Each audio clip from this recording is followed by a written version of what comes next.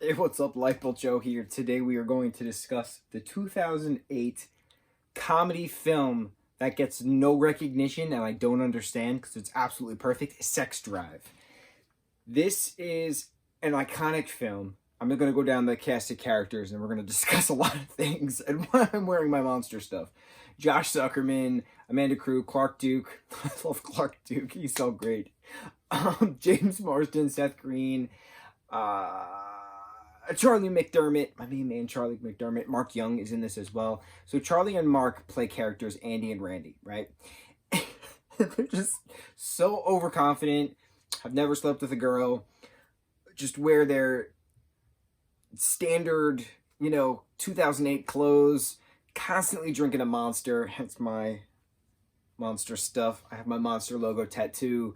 I should have had a can with me. I didn't think of it. My homage to that. So Randy and Andy are just hysterical, super inappropriate, super hilarious, great. So you have Josh playing this character Ian. Ian is friends with the character Lance, played by Clark Duke. Their friend Felicia, who's played by Amanda Crew. Josh likes Amanda, but Amanda likes Clark, but then Amanda winds up liking Josh, and then Clark just, wants to sleep with everyone he possibly can. So they wound up going on a road trip because Josh is going to meet this girl in Tennessee who he's been talking with online. Now, this movie takes place in 2008. Baggy jeans, flannel t-shirts, flannel button-downs, or primarily hoodies, and that was high school. You wore your baggy jeans and you wore a hoodie, and then that was it. That's just what it is. You had Fall Out Boy being the main staple of this because of Seth Green. Seth Green is in this, and he convinced the guys, because he's been friends with them for years, to be a part of this. And you got Fall Out Boy doing a 5-song set at a Rumspringa in an Amish barn. It's just so random, but it's just so perfect. So the concept is to get Ian to meet this girl who turns out to be a car thief, and they want to take, the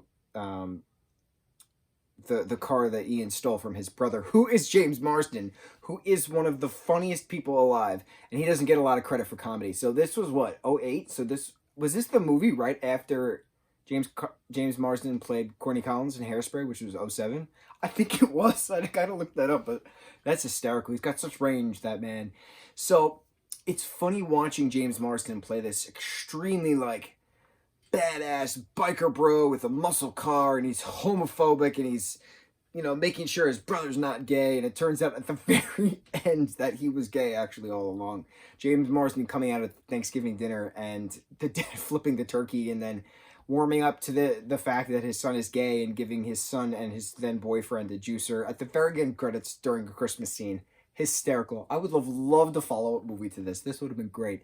But that range of emotion when James is screaming at Josh's character in that motel room, saying, "Not my brother. My brother's not gay." So seeing him like anything else. This movie came out in 08, right? If this movie came out now, there was no way in hell it would have been allowed for certain dialogue purposes, right? We censor the word faggot now in America. Fag is a British slang term for cigarette, but in America, it is a derogatory slang term for someone who is gay, someone who is a homosexual, because a faggot is a bundle of sticks that was used to burn gay people and witches on a stake way back in the day. That's where the term comes from. So now, in 2020, we don't say that. That is a no-no word. That is a bad word that can get you fired from your job. Bad. But 12 years ago, that was a word that people used in, "Hey, what's up, faggot?" I got called that all the time in high school. Things like that, right? It's just two totally different decades. It's not a thing anymore, but it would have been changed for certain things. Certain things would still be the same in 2020, but man, let me tell you, this was absolutely perfect. This was ahead of its time in 08 because it utilized social media as a means of networking within meeting up with a friend. Nowadays, we just do that. We just hop on our phone and jump on an app and we're good to go. But in 08, mind-boggling. So, my big thing, and why I keep referencing over here, is I have a show and tell. I don't have any prop from this movie.